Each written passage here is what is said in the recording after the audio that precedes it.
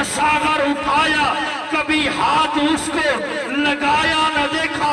وہ عشرہ مبشرہ کی صف میں کھڑا ہے، رسالت کی ساری وہ جنگیں لڑا ہے، نبی کا صحابی مجاہد نوازی، وہ راضی خدا سے، خدا اس سے راضی۔